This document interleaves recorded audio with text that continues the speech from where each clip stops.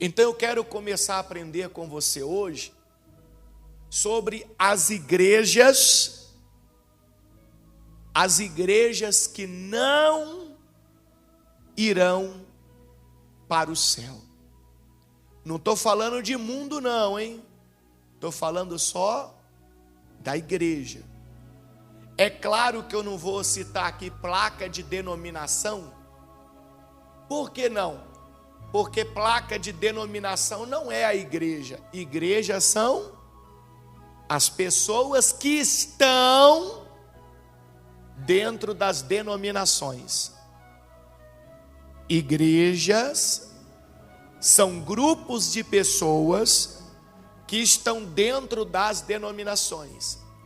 E pelo fato de estarem dentro das denominações, acham que estão salvas, que vão para o céu. Mas nós vamos ver na Bíblia, que muitos grupos de pessoas, muitas igrejas, não irão.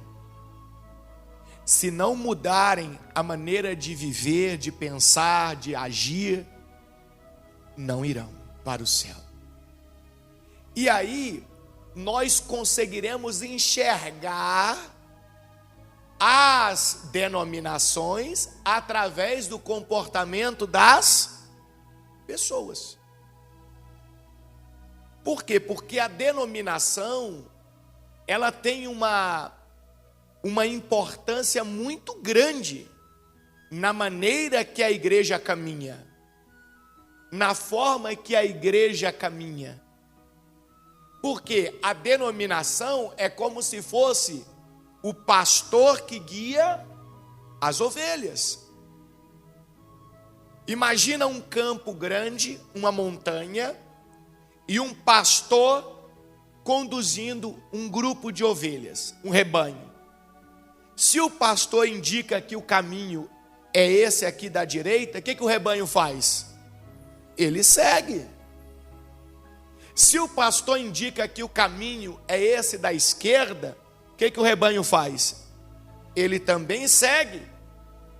Então, a partir do momento que começarmos a aprender quais as igrejas que não irão para o céu, automaticamente começaremos a entender qual tipo de pastor, qual tipo de denominação está conduzindo as pessoas para o caminho errado.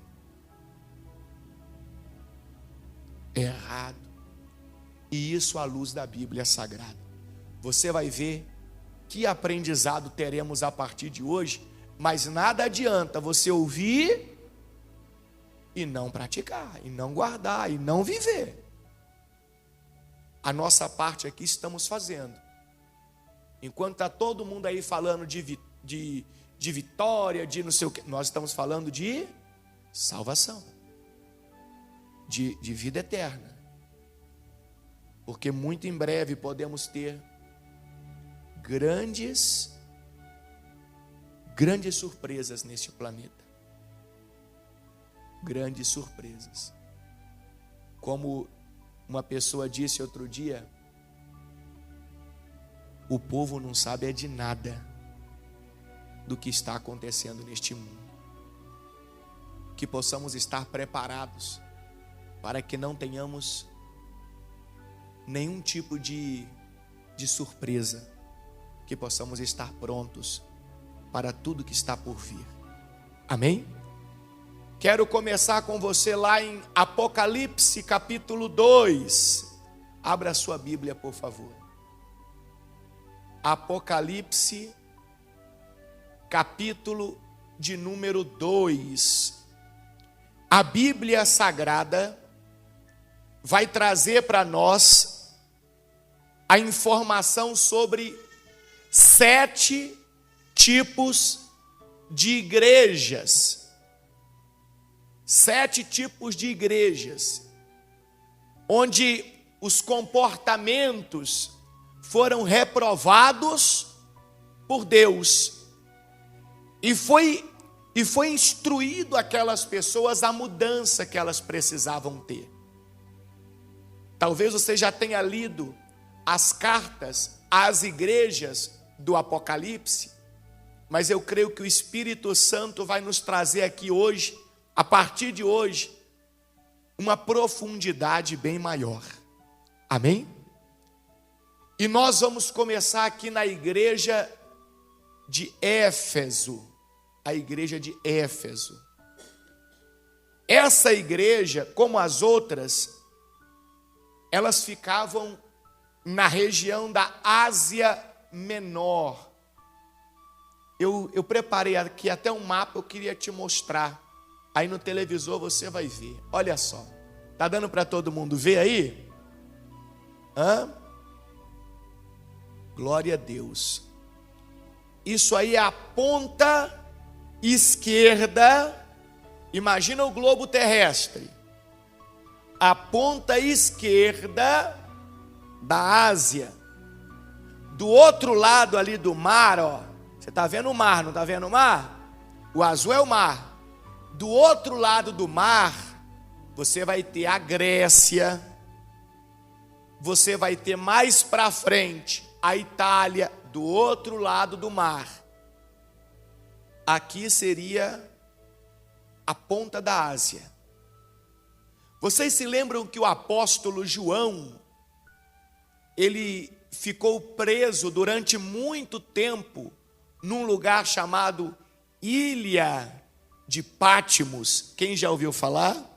Onde ficava a Ilha de Patmos? Esse pontinho branco que você está vendo aqui no mar, ó. Está vendo aí esse pontinho branco? Aí a Ilha de Patmos, onde João ficou preso durante muitos e muitos anos. O apóstolo João. E as igrejas citadas no Apocalipse, que será o exemplo para nós de quais as igrejas, quais os grupos de pessoas que não irão para o céu, elas ficavam aqui nessa região da Ásia Menor, nessa disposição que você está vendo aí, exatamente nessa disposição. Seguindo as cartas do Apocalipse, fica da seguinte forma: Éfeso, Esmirna, Pérgamo, Tiátira, Sardes, Filadélfia e Laodiceia. Exatamente nessa disposição que você está vendo. E essas igrejas, elas eram muito importantes. Podemos dizer que elas eram as maiores, as principais igrejas da época. E através de cada uma delas, Deus vai nos ensinar muito. O que é que precisamos rever em nós, para entendermos se estamos no caminho da salvação ou não. E nós vamos começar aqui no Apocalipse 2, versículo 1, sobre a igreja em Éfeso. A igreja em Éfeso. Vamos lá. Diz assim: escreva esta carta ao anjo da igreja em Éfeso. Quem é o anjo da igreja? É o pastor. Aqui não imagine um anjo com asa, grandão, cuidando da igreja, não. Aqui é o pastor. Então essa mensagem veio de Deus ao apóstolo João, e o apóstolo João endereçou essa mensagem ao pastor, ao dirigente da igreja em Éfeso. Assim dizia: esta é a mensagem daquele que segura na mão direita as 7 estrelas. O que seriam essas 7 estrelas? Aquele que segura na mão direita as 7 estrelas. os 7 pastores, dirigentes das 7 igrejas. Então, esta é a mensagem daquele que segura na mão direita, vou transformar aqui, tá bom? Os 7 pastores, daquele que anda entre os 7 candelabros de ouro. Se as estrelas são os pastores, o que seriam os candelabros de ouro? As igrejas. Por que ele diz candelabros de ouro? A função do candelabro era levar o quê? Luz. Luz. Aqui ficava o azeite que mantinha as luzes acesas. A função da igreja é ser o quê? Luz. E veja que bacana, que interessante o que Deus diz. O que o Senhor Jesus diz, que Ele anda entre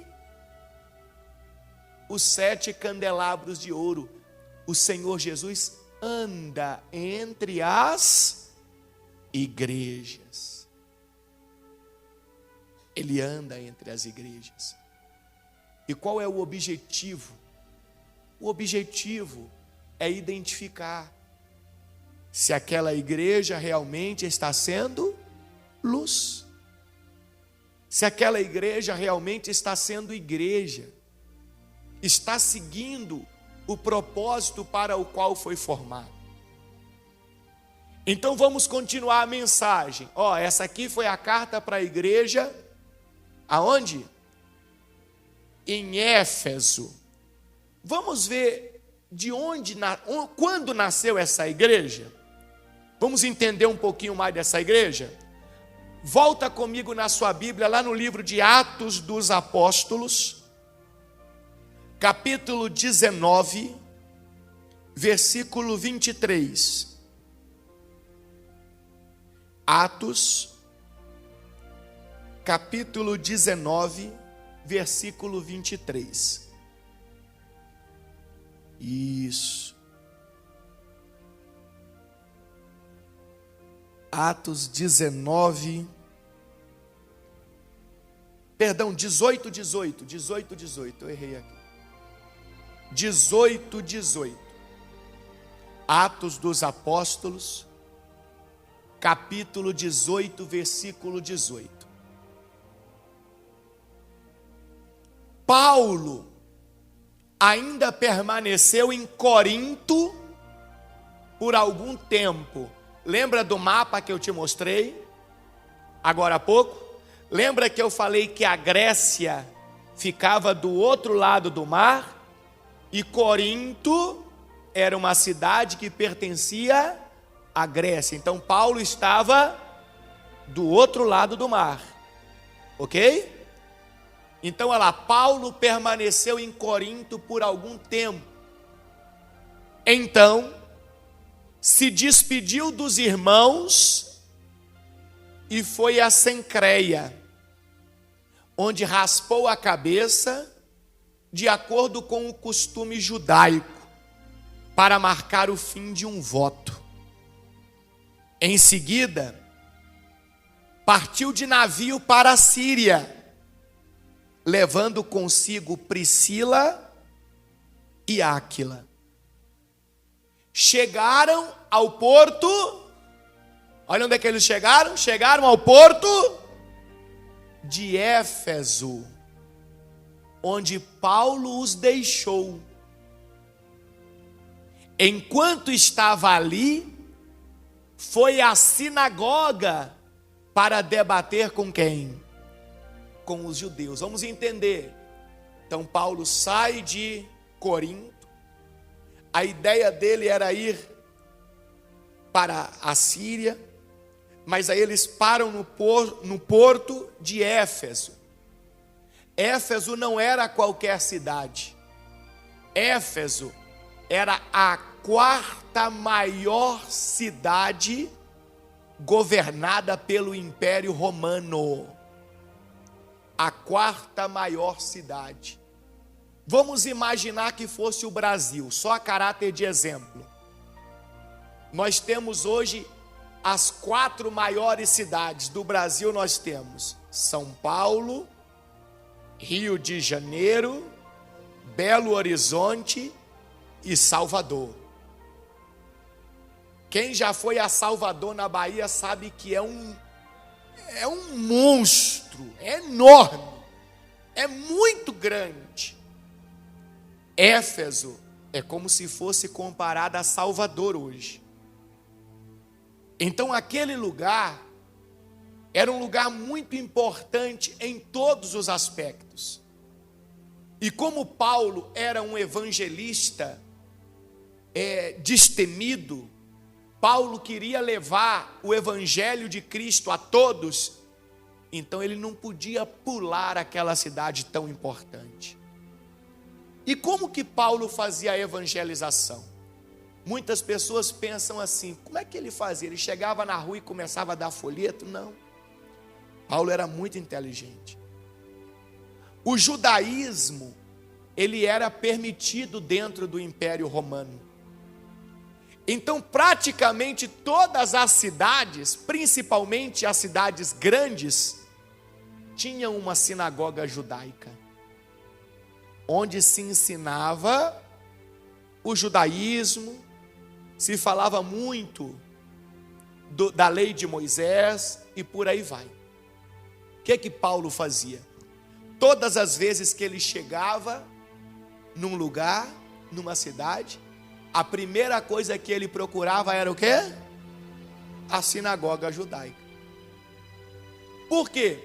Porque ali ele ia encontrar pessoas que já tinham um bom entendimento sobre o Deus Criador. Então ele ia conseguir mostrar para algumas daquelas pessoas que a promessa de salvação tinha se cumprido através da vinda de quem? Do Senhor Jesus. Então ele ia para a sinagoga. Não se esqueça que Paulo tinha sido um fariseu, um dos melhores. Ele conhecia o judaísmo como poucos. Então ele chegava na sinagoga e começava a discursar sobre as questões do judaísmo. E as pessoas que estavam ouvindo olhavam para ele e admiravam, falavam: nossa, como ele conhece da lei de Moisés, como ele é inteligente, é capacitado, nossa, ele é um mestre. E aí normalmente quando ele terminava o discurso, eles convidavam a ele para voltar no sábado seguinte. E aí ele já voltava, aproveitando a abertura que as pessoas davam, e começava a falar de quem? De Jesus. Bispo Paulo, então a sinagoga se transformava numa igreja? Não. Com mais 2 ou 3 vezes que Paulo ia ali, Paulo era expulso da sinagoga. Só que várias pessoas de dentro da sinagoga davam ouvidos para aquilo que Paulo ensinou, para aquilo que Paulo falou a respeito de Jesus. Eles entendiam, realmente faz todo sentido o que esse homem está pregando. Realmente são as profecias se cumprindo. E quando Paulo era expulso da sinagoga, várias das pessoas que estavam ali dentro faziam o quê? Seguiam ele. Aí nascia a igreja. Agora já tinha um pequeno grupo de pessoas naquela cidade que acreditava em Jesus, que Jesus era o Messias, que Jesus era o Salvador, que Jesus era o Filho de Deus. E ali Paulo começava aquela igreja, aquele grupo, passava instruções e deixava alguém pastoreando aquele grupo. E Paulo seguia para outra cidade. Assim foi o ministério de Paulo. Então está escrito que Paulo levou com ele 2 pessoas. Você viu ali atrás? Priscila e Áquila. Pessoas que já estavam acompanhando Paulo desde lá da Itália, lá da Grécia. Já estavam mais preparados.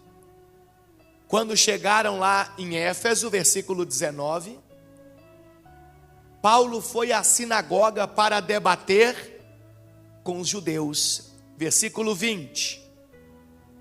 Eles pediram que o quê, pessoal? Que ficasse mais tempo. Mas ele o quê? Ele recusou.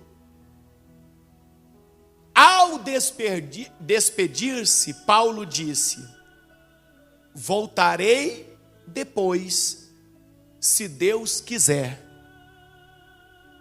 Quantas vezes eu já vi pessoas pregando que não existe esse negócio de se Deus quiser, que Deus quer. Não. Tudo é se Deus quiser. Isso se chama humildade. Cada um de nós nos colocarmos no nosso lugar. Deus soberano, todo-poderoso, Ele faz o que Ele quiser. Então, Paulo disse assim, voltarei depois, se Deus o que? Quiser. Então zarpou de Éfeso. Paulo foi embora, mas ele já tinha ali um grupo de pessoas que queriam seguir o caminho que era Jesus. E quem vai ficar cuidando daquele povo? Priscila e o esposo dela, Áquila, vão ficar ali na direção daquela igreja.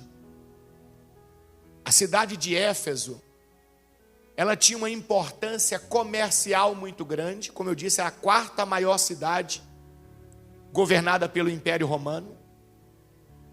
A cidade de Éfeso tinha uma importância religiosa também muito grande, porque naquela cidade ficava o templo de uma deusa que os romanos chamavam de Diana. Essa deusa Diana era a mesma deusa Ártemis dos gregos, a mesma deusa, só mudava o nome. É como em algumas religiões que nós conhecemos hoje. Em Portugal, por exemplo, às vezes tem um nome. No Brasil tem outro nome. Na África, uma determinada divindade tem um nome. No Brasil tem outro nome. Não acontece muito isso? Um sincretismo religioso. Então, ficava um templo enorme na cidade de Éfeso, desta deidade chamada Diana. E isso fazia com que tanto a vida social quanto a vida comercial daquele povo estivesse ligada àquele templo. Muitas e muitas festas pagãs eram realizadas constantemente em Éfeso por causa da Diana. Muitas e muitas festas. E o trabalho das pessoas ali, comercialmente falando, estava sempre vinculado àquela deidade, àquela deusa. Eles produziam muitos artefatos da deusa Diana, muita coisa. Então nas festas pessoas vinham de fora, compravam aquelas coisas e tal, e o comércio girava em torno das festas. Imagina uma cidade, um lugar que vive em torno da religião. Pronto, vamos dar um exemplo. No Brasil nós temos uma cidade, uma de muitas, por exemplo, Aparecida do Norte. O que é Aparecida do Norte sem a questão religiosa ali? O que é? Nada.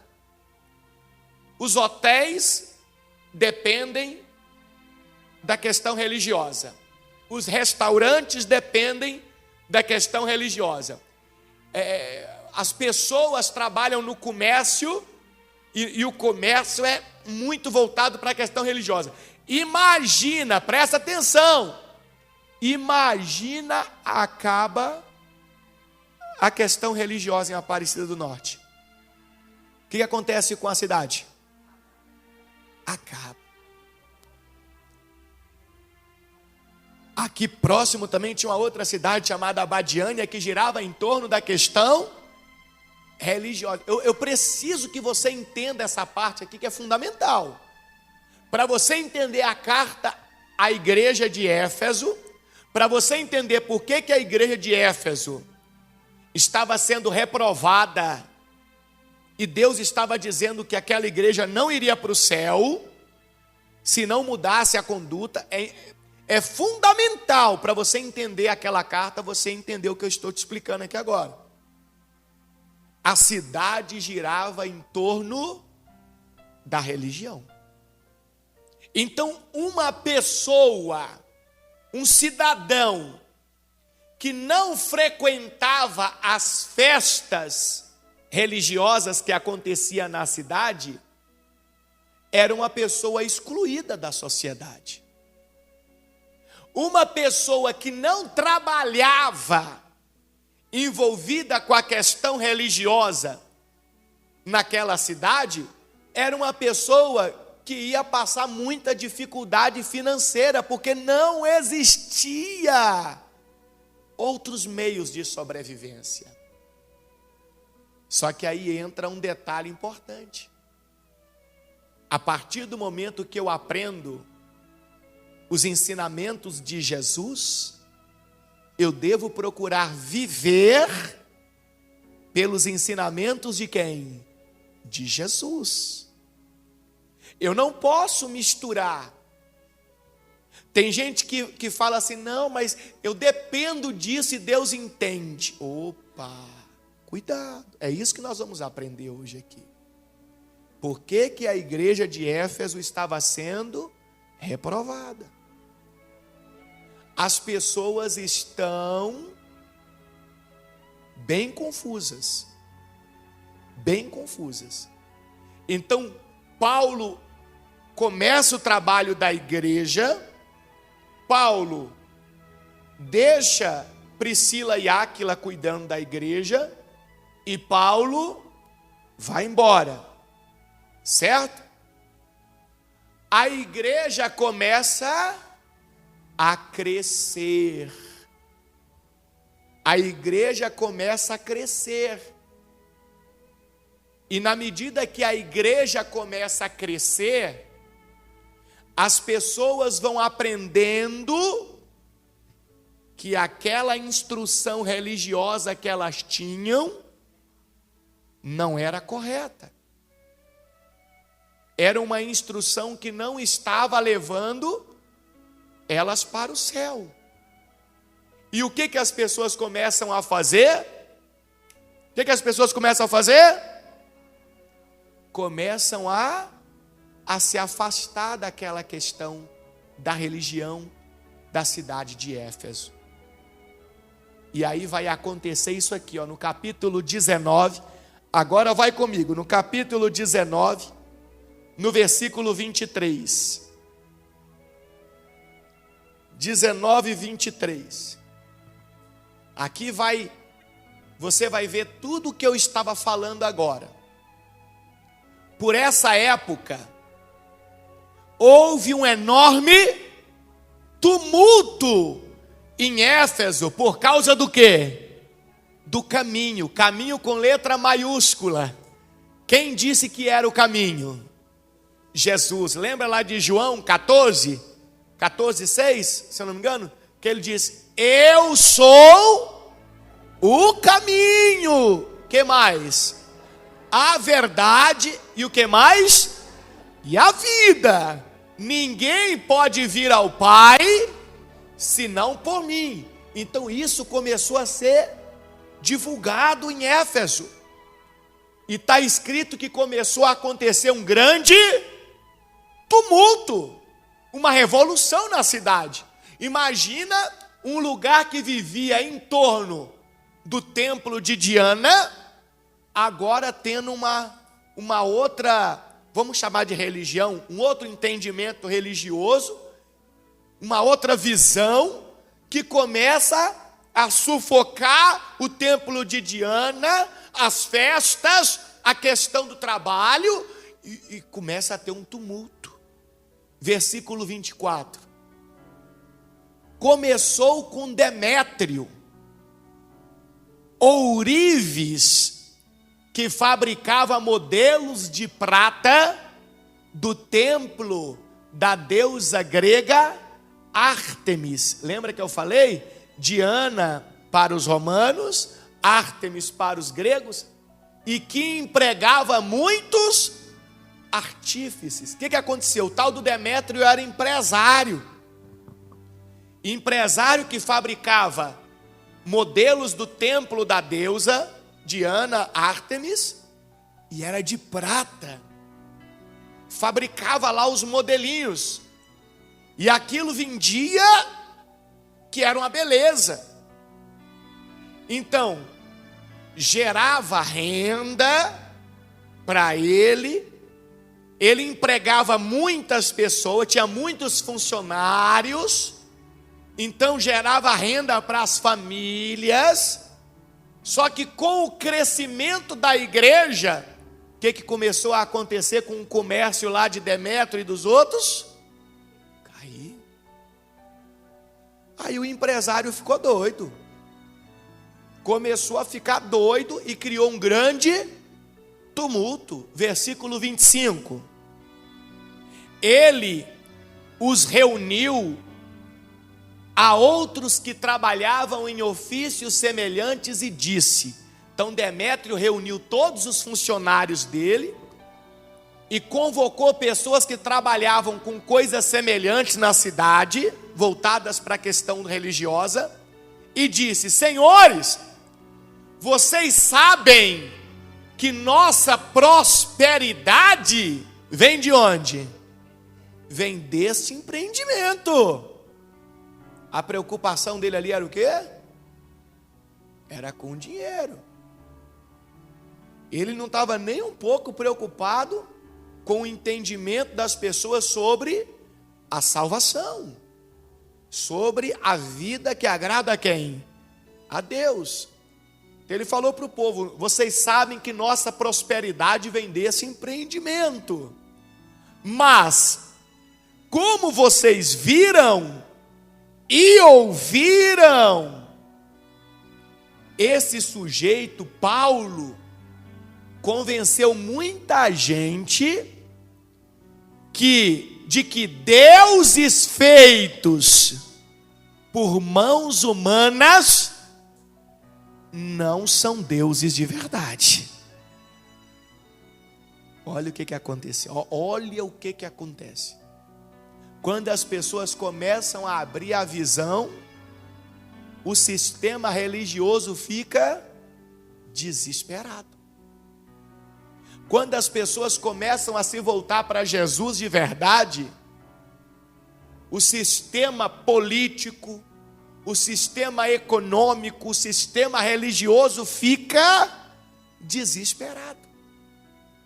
Agora você está começando a entender de verdade aquele versículo que está lá no capítulo 8 de João, versículo 32, quando Jesus disse assim: e conhecereis a verdade, e a verdade vos libertará.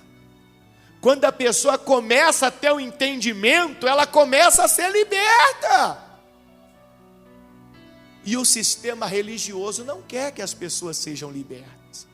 O sistema, muitas das vezes econômico, não quer que a pessoa seja liberta. Não quer. O sistema político não quer que as pessoas sejam libertas. E olha o que ele disse. Então ele diz que Paulo tinha convencido muita gente de que os deuses feitos por mãos humanas não eram deuses de verdade. Fez isso não apenas aqui em Éfeso, mas em toda a província. Versículo 27. Claro que não me refiro apenas à perda do respeito público por nossa atividade. Também me preocupa que o templo da grande deusa Ártemis perca sua influência e que esta deusa magnífica, adorada em toda a província da Ásia e ao redor do mundo, seja destituída de seu grande prestígio. Então veja a confusão, o tumulto que começa a se formar na cidade de Éfeso. E ao mesmo tempo, se tem um tumulto, imagina a perseguição que a igreja começa a sofrer. Por quê? A igreja agora se tornou o problema da sociedade. A igreja agora se tornou o problema dos comerciantes. Se tornou o problema religioso. Agora você vai entender o versículo 2 da carta a Éfeso. Olha o tanto que eu precisei te explicar para a gente ler o versículo 2 agora. Vamos voltar lá em Apocalipse 2. Vamos ler o 1 para entrar no 2, para você não se perder. Escreva esta carta ao anjo da igreja em Éfeso. Esta é a mensagem daquele que segura na mão direita as 7 estrelas, daquele que anda entre os 7 candelabros de ouro. Ao versículo 2. Sei de tudo o que você faz. A mensagem de Deus para a igreja. Vi seu trabalho árduo e sua o quê? Perseverança. Qual que era o trabalho árduo? Qual que era o trabalho árduo? Depois de tudo que eu te expliquei aqui, qual que era o trabalho árduo da igreja? A evangelização.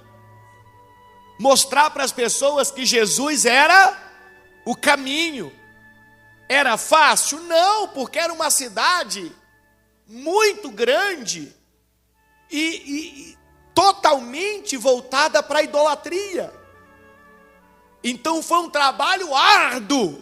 Deus está dizendo para a igreja: vi seu trabalho árduo e sua o quê? Perseverança.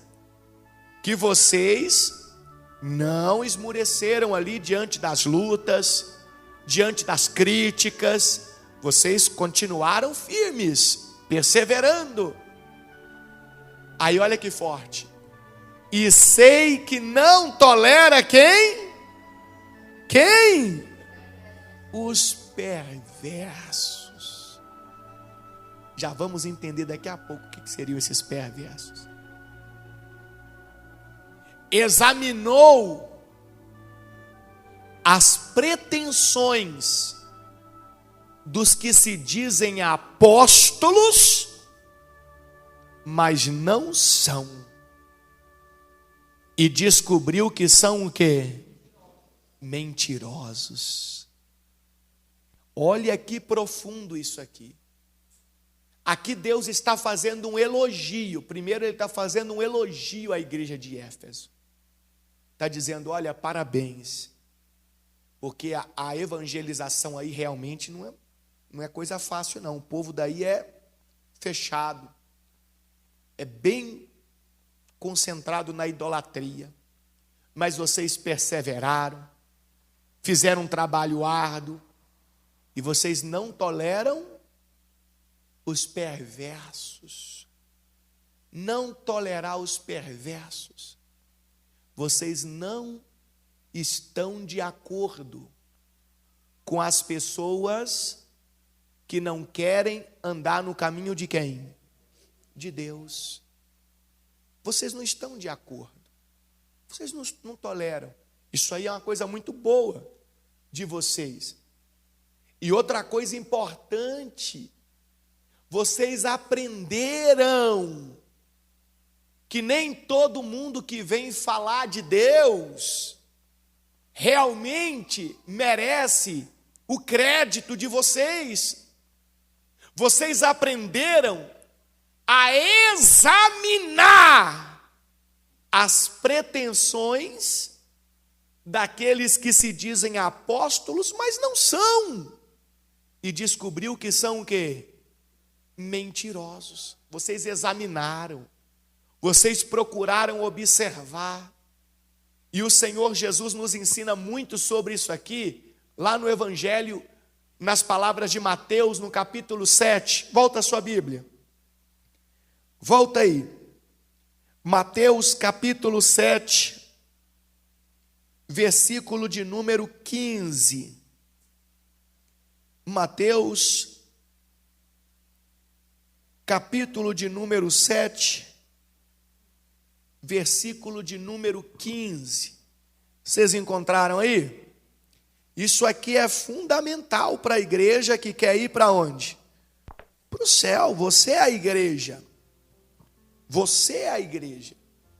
Você faz parte do grupo chamado igreja. Olha o que Jesus ensinou. Tomem cuidado com os falsos profetas, que vêm disfarçados de ovelhas, mas que na verdade são lobos esfomeados. Mas quem olha vê quem? Ovelha. Mas se examinar, como a igreja de Éfeso examinou, descobriu que aqueles eram o quê?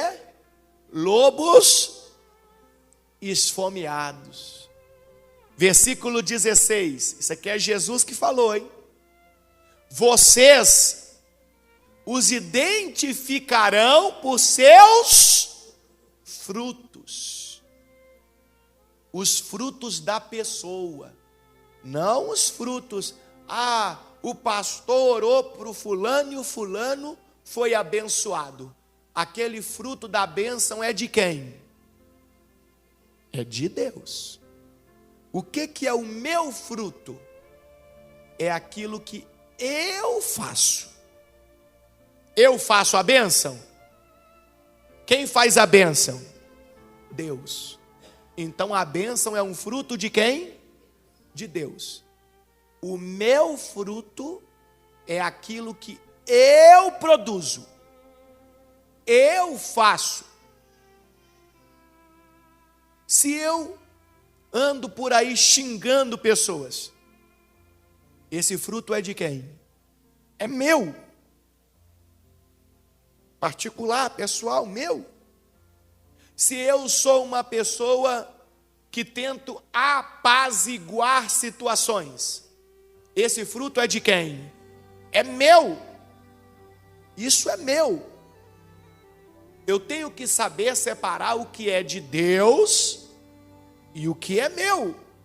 E o que Jesus disse? Que eu vou identificar os falsos apóstolos, aqueles que são mentirosos, através dos frutos da pessoa.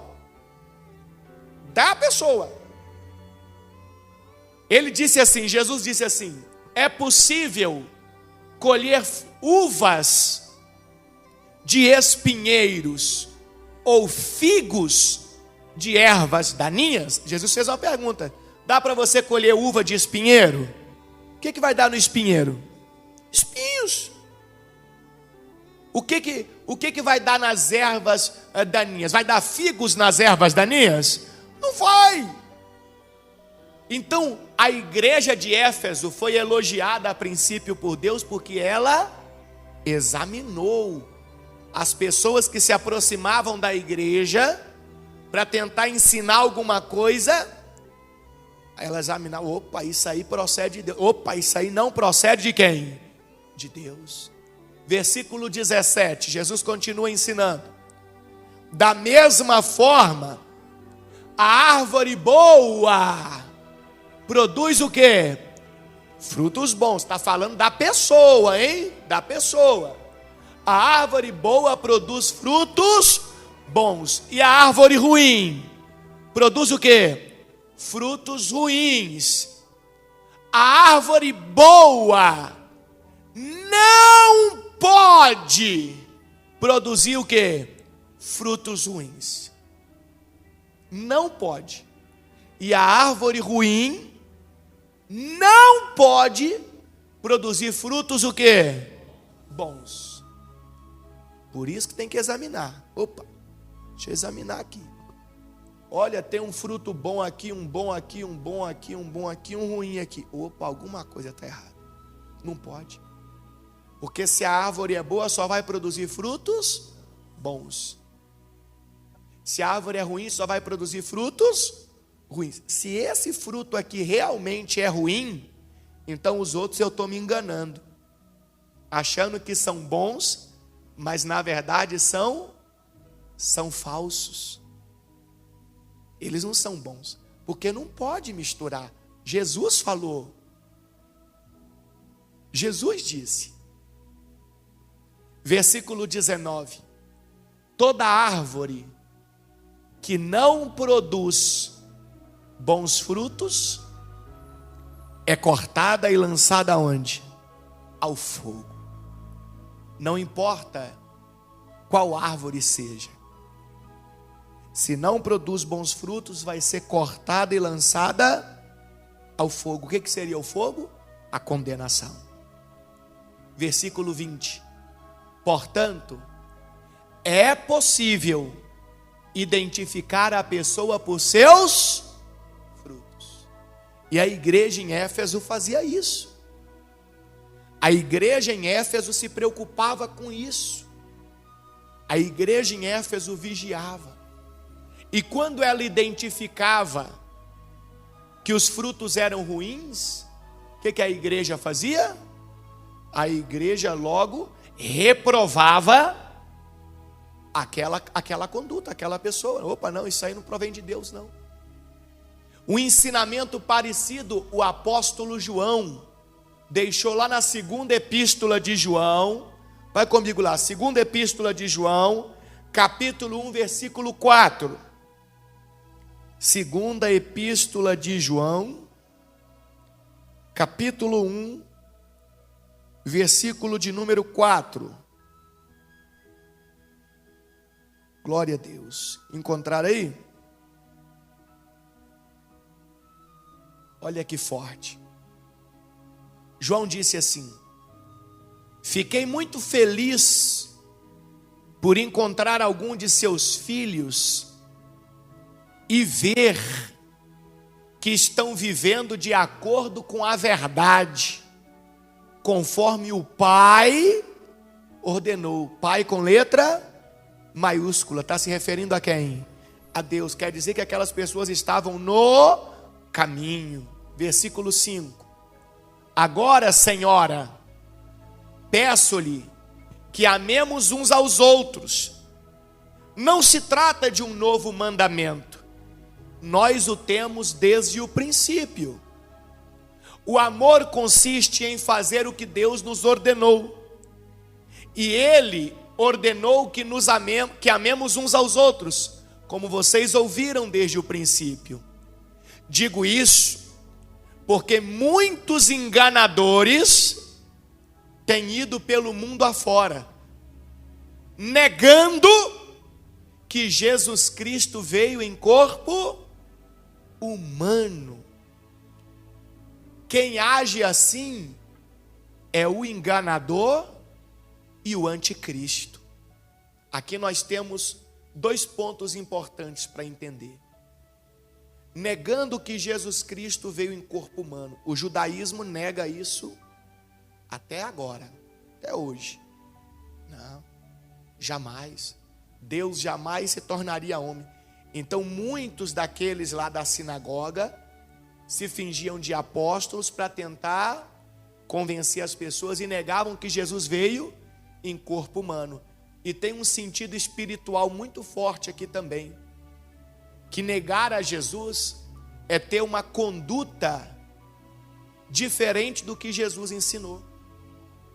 Todas as vezes que uma pessoa tem uma conduta diferente do que Jesus ensinou, ela está negando a Jesus. Então João disse: muitos enganadores têm ido pelo mundo afora, negando que Jesus Cristo veio em corpo humano, tendo uma conduta diferente. Quem age assim é o quê? O enganador e o anticristo. Tenham cuidado para não perder aquilo que nos esforçamos tanto para conseguir. Sejam diligentes a fim de receber a recompensa completa. Qual que é a recompensa completa? A salvação. Tenham cuidado para que vocês não fiquem aqui um tempo na igreja, até sejam abençoados, mas percam o mais importante, que é a salvação. Versículo 9. Quem se desvia deste ensino não tem ligação alguma com quem? Com Deus. Mas quem permanece no ensino de Cristo tem ligação com o Pai e também com quem? Com o Filho. Se alguém for... lê para mim aí. Eu quero que vocês leiam esse aí. Se alguém for... Para aí um pouquinho. Por que ele está dizendo não convidem para entrar em sua casa? Porque as reuniões eram nas casas. Ainda não existiam igrejas, lugares de culto como nós temos hoje. Então os grupos de pessoas se reuniam aonde? Nas casas dos irmãos. Então está escrito: se alguém for às suas reuniões e não ensinar a verdade de Cristo, não convidem a entrar em sua casa e nem lhe deem nenhum tipo de apoio. Olha que forte isso. A igreja tem o dever de examinar se aquele que está ensinando, está trazendo a informação, realmente está ensinando a verdade de quem? De Cristo. Se não, eu não devo abrir a porta para aquela pessoa entrar na minha vida, na minha casa. A casa hoje seria a nossa vida, o nosso entendimento. Eu não devo, porque se você abrir a porta, tem alguns que são muito bons do que falam e vão acabar contaminando a sua casa.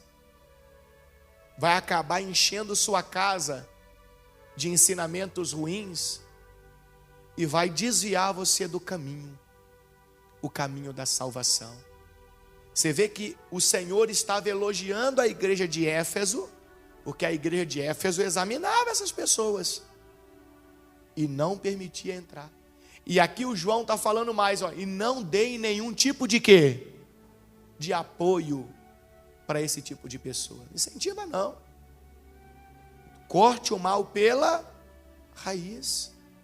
Não dê nenhum tipo de apoio não. Versículo 11. Meu Deus. Você já ouviu aquele ditado que as pessoas falam: isso aí é o pastor que está falando, está dizendo. Então se alguém tiver que prestar conta para Deus, é ele. Quem já ouviu alguém falando assim? O que está escrito no versículo 11? Lê para mim aí em voz alta, vai.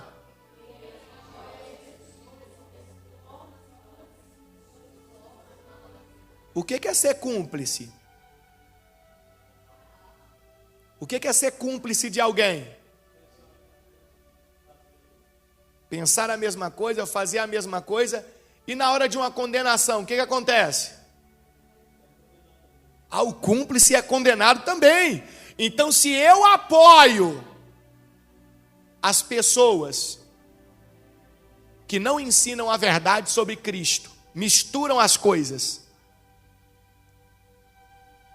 eu me torno cúmplice das obras malignas daquela pessoa. Entendeu por que no versículo anterior ensina a cortar o mal pela raiz? Do tipo, meu amigo, você quer ir para o buraco? Vai sozinho, estou fora. Isso não é a verdade de Cristo. E a igreja em Éfeso, nesse quesito, era um exemplo. Por isso que o Senhor elogiou. Ele elogiou. Ele elogiou. Vamos voltar lá em Apocalipse 2:2? Vamos voltar lá, já estamos terminando. Já vamos saber por que essa igreja aqui vai ser corrigida, senão não vai para o céu. E vamos ver o que essa igreja tem a ver conosco.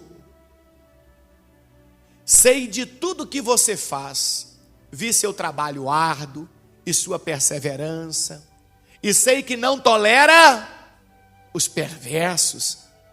Examinou as pretensões dos que se dizem apóstolos, mas não são, e descobriu que são o quê? Mentirosos. Versículo 3. Sofreu por meu nome com paciência, sem desistir. Por que sofreu? Por causa do nome de Jesus. Lembra da perseguição?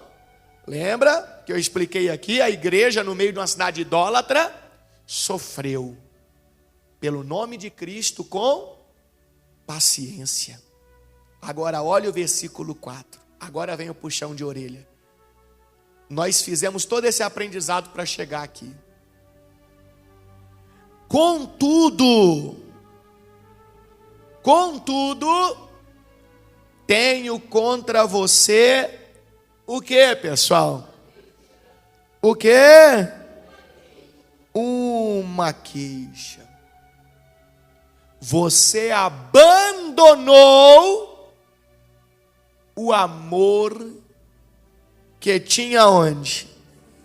No princípio. Isso aqui é muito forte, você vai entender tudo agora. Se você prestou atenção em toda a explicação, você vai entender isso aqui. A deusa Diana, ou Ártemis para os gregos, era uma deidade indiferente ao amor. Bruta. Tanto é que as imagens que se faziam dela sempre eram imagens com uma representação selvagem. Selvagem. Normalmente as imagens que se fazia dela no templo e por aí vai, ela sempre estava cercada por feras. Muitas das vezes leões ou cães. Então o povo daquela cidade, que tinha sido criado naquela cultura religiosa, também cresceu um povo indiferente ao amor. Era um povo do coração duro. Era um povo, abre aspas, selvagem, bruto, por causa da cultura que foram criados. Quando Paulo chega e apresenta Jesus, a essência do ensino de Jesus qual é? É o amor. O amor a Deus e o amor ao próximo, como a si mesmo. Então quer dizer que houve um choque muito forte entre a cultura que o povo tinha, a ideia de vida que o povo tinha e a nova ideia que o povo passa a ter. Então, no primeiro momento, o povo deixa de ser um povo bruto, ignorante, selvagem. Eu acho que você está entendendo o que eu estou querendo dizer aqui. Eu estou tentando com palavras simples. E se torna um povo cheio de quê? De amor. Amor a Deus, amor ao próximo, amor às coisas de Deus, amor à vida dos outros. Eles passam a ter uma preocupação. Só que o tempo foi passando e aquele amor que eles tiveram no princípio, quando foram evangelizados e se converteram a Jesus, foi deixando de existir, e aquele coração duro, aquele entendimento ignorante, bruto de antes, foi o quê? Foi renascendo, foi tomando conta de novo. Não é que o povo de Éfeso se tornou um povo envolvido com o pecado de novo. A repreensão para o povo de Éfeso é que eles deixaram de viver aquele amor de Cristo para voltar a viver os princípios de Diana. Deixaram de ter o caráter de Cristo para voltar a ter o caráter de Diana, de Ártemis, da deusa. E isso aqui para nós é muito profundo, porque essa repreensão aqui é para nós, é para a igreja, é hoje. O Senhor Jesus está dizendo para nós assim, que quando nós fomos evangelizados e nós nos convertemos a Jesus, nós abandonamos aquela ideia que tínhamos no passado e absorvemos a ideia de um cristão. Mas o tempo vai passando e muitos de nós vai deixando de ter aquele pensamento de um cristão e vai voltando a ser a mesma criatura de antes. Continuamos vindo à igreja, continuamos fugindo do pecado, mas a nossa maneira de pensar voltou a ser a mesma de antes. O nosso caráter voltou a ser o mesmo de antes. Antes de sermos um cristão. Essa aqui era a cobrança de Jesus para aquela igreja. E Jesus estava dizendo: se vocês não retornarem ao primeiro amor que vocês tinham no momento da sua conversão, vocês não vão para o céu. Não vão. Porque vocês estão vivendo o caráter de Diana, ao invés de viver o caráter de Cristo. E a pergunta para mim e para você nesta manhã é reflexiva, é para nós mesmos, para a gente levar. O caráter de quem eu estou vivendo? O caráter de quem você está vivendo? Qual tem sido a sua maneira de pensar? Como o seu coração ele tem se direcionado? Então a cobrança de Deus foi essa: eu tenho contra você uma queixa. Você abandonou o amor que tinha o quê? No princípio. Vamos voltar lá em Atos 19, versículo 18. Atos 19, versículo 18. Volta comigo. Olha o amor deles no princípio. No princípio. Quando eles foram evangelizados. Olha o que está escrito, que aconteceu em Éfeso. Muitos dos que creram confessaram suas obras o quê? Pecaminosas. Quer dizer que aquele coração duro, do tipo não devo satisfação para ninguém, minha vida é minha vida, faço dela o que eu quiser, não é por mim que o outro morra, Deus para mim, né? Eu estou aqui seguindo Diana, aquela criatura mudou. Então muitos dos que creram confessaram suas obras pecaminosas. A pessoa abriu o coração, a pessoa falou, não, agora eu sou de Jesus. Olha, fulano, eu fiz isso contra você, te peço perdão. Agora eu quero fazer o bem, eu quero ser como Cristo foi. Versículo 19. Vários deles que haviam praticado o quê? Feitiçaria, estavam envolvidos lá com a idolatria, com a feitiçaria, trouxeram seus livros de encantamentos e faziam o quê? Os queimaram publicamente. Você vê que eles faziam questão de todos verem que agora eles eram uma nova criatura. E olha que forte o que diz: o valor dos livros que eles queimaram totalizou 50.000 moedas de prata. Uma moeda de prata equivalia a um dia de trabalho.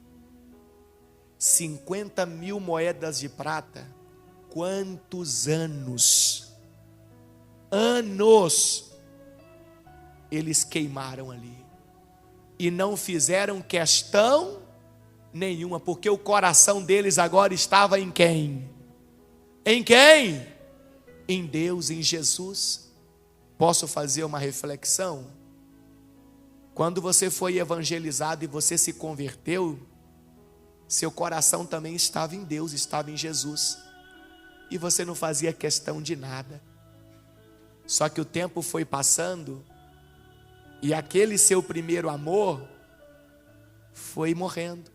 E você voltou a ser aquela criatura lá de trás, a mesma de antes da conversão. É desse primeiro amor que Jesus está falando.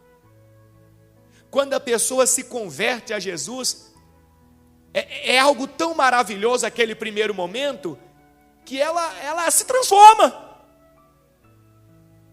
Ela é uma nova criatura. E é essa transformação que Jesus, Ele está ensinando para nós que nós não podemos perder. É essa essência, esse primeiro amor que não pode morrer. Satanás vai fazer de tudo para matar esse primeiro amor. Porque ele sabe que você pode continuar na igreja, você pode continuar fugindo do pecado, entre outras coisas mais, mas se não tiver essa essência, esse primeiro amor, não vai ter lugar no céu para você. Vem para mim. Vem para mim. Então veja o primeiro amor deles. Não faziam questão de, não, eu quero ser de Deus. A única coisa que importa para mim é ser de quem? De Deus. Ser de Deus. É só isso que eu quero. E lá em Filipenses, Paulo falou algo forte também. Adianta um pouquinho. Filipenses capítulo 1, versículo 20. Filipenses 1, 20. Já estou terminando a mensagem. Essa igreja aqui, ó, Jesus estava falando, essa não vai poder entrar no céu se não mudar. Olha o que Paulo ensina para nós em Filipenses 1, 20. Olha o que acontece quando a pessoa se converte a Jesus e ela não perde aquele primeiro amor. Olha Paulo falando: minha grande expectativa e esperança é que eu jamais seja envergonhado, mas que continue a trabalhar corajosamente como sempre fiz, de modo que Cristo seja honrado por meu intermédio, quer eu viva, quer eu morra, pois para mim o viver é Cristo e o morrer é lucro. Quando a pessoa não perde o primeiro amor, é assim. Ela vive, desde o dia da conversão até o último dia da vida dela, ela vive assim, com essa preocupação. Para mim o viver tem que ser Cristo. E o dia que eu morrer, é lucro, porque eu serei salvo. Mas a igreja de Éfeso tinha perdido isso. Tinha voltado àquela ignorância toda. Olha que coisa. Versículo 22. Mas, se continuar vivo, posso trabalhar e produzir fruto para Cristo. Na verdade, não sei o que escolher. Estou dividido entre os dois desejos. Quero partir e estar com Cristo, o que me seria muitíssimo melhor. Paulo estava falando, poxa, eu gostaria mesmo era de partir e estar com Cristo. Mas tudo é no tempo de quem? De Deus. Se Deus quer que eu esteja aqui, então enquanto aqui eu estiver, eu quero viver Cristo. Eu não quero retroceder. Eu não quero voltar a ser fariseu. Eu não quero voltar a ser um fariseu cristão. Não.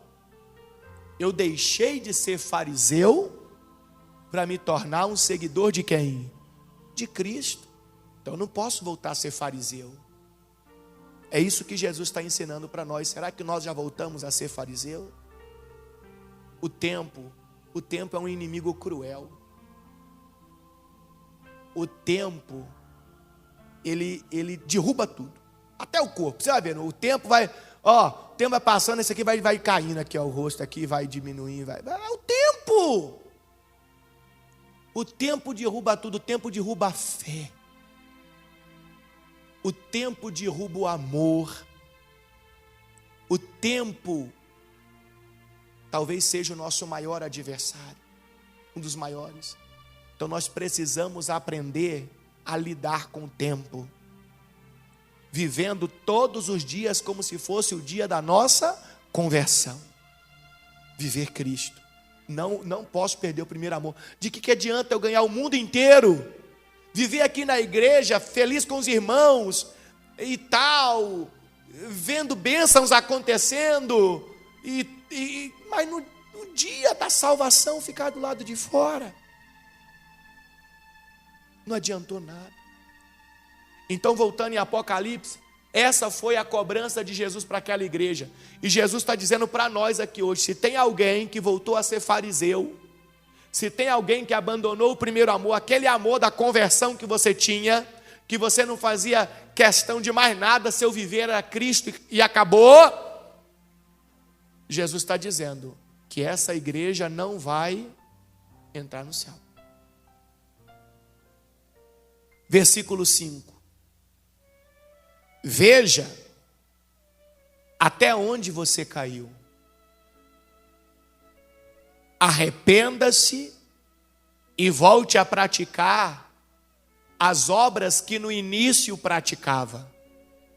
Do contrário, virei até você e tirarei seu candelabro de seu lugar entre as igrejas. Em outras palavras, este grupo de pessoas, esta igreja, vai ser o quê?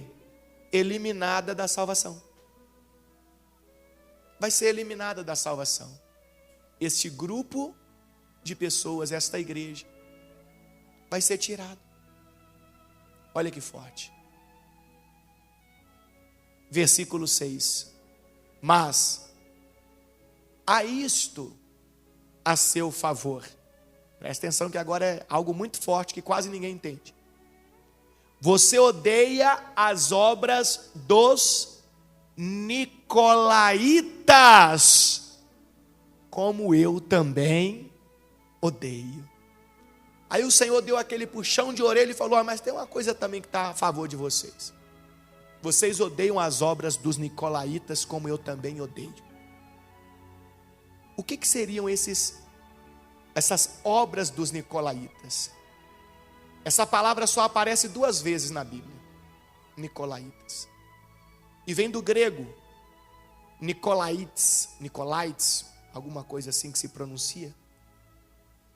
Que significa convencimento de pessoas. Então, o que eram as obras dos nicolaítas? Eram as pessoas que diziam fazer parte da igreja,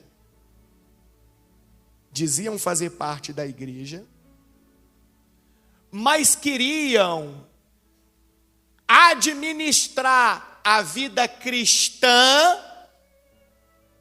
com a vida que se tinha em Éfeso. Não, eu sou da igreja, mas qual o problema de eu participar das festas religiosas na cidade? Qual o problema? Não tem problema nenhum. Eu sou da igreja, mas qual o problema de eu trabalhar fazendo as deidades ali, construindo os ídolos, as coisas que vão ser vendidas? Qual o problema? É meu trabalho. Então, os nicolaítas, as obras dos nicolaítas, significavam as pessoas que queriam estar na igreja, ir para o céu, mas continuar vivendo as coisas que não agradavam a quem? A Deus. É como hoje. Odiar as obras dos nicolaítas é não concordar com alguém que está na igreja, mas continua fazendo as coisas que não agradam a quem? A Deus, deste mundo, e ainda chegam para nós e dizem: mas qual o problema? Tem nada a ver. E ainda usam versículos isolados da Bíblia para tentar me convencer que ela tem razão. Isso eram as obras dos nicolaítas. Eram as pessoas que sempre diziam: qual o problema? Eu sou de Deus também. Isso aqui não tem problema nenhum. O pastor que quer te convencer que isso aí tem problema. Não, mas isso aqui é normal. Então está escrito: mas isto eu tenho a seu favor. Jesus falando: você odeia as obras dos nicolaítas como eu também odeio. Deus odeia este tipo de atitude de pessoas que fazem parte da igreja, mas continuam vivendo as coisas que não agradam a quem? A Deus. Versículo 7. Quem tem ouvidos para ouvir, ouça o que o Espírito diz às igrejas. Ao vitorioso darei o fruto da árvore da vida que está no paraíso de Deus. Diga glória a Deus. O que seria o vitorioso? Ali Jesus falando para a igreja de Éfeso: quem voltar ao primeiro amor, continuar aí nesse procedimento de odiar as obras dos nicolaítas, de examinar aí quem está falando as coisas para ver se procede de Deus mesmo, e voltar ao primeiro amor, esse vai ter a salvação. Esse vai comer do fruto da árvore da vida que está no paraíso de Deus. Quanta coisa aprendemos aqui hoje. Essa igreja aqui não ia entrar no céu por causa de quê? Que abandonou o primeiro amor. Voltou a ter o caráter de quem mesmo? De Diana. Mas eles foram elogiados por não concordar com o perverso, examinar os que se dizem apóstolos, mas na verdade são mentirosos, e odiar as obras dos nicolaítas. Então eles foram reprovados por uma atitude e foram elogiados em 3.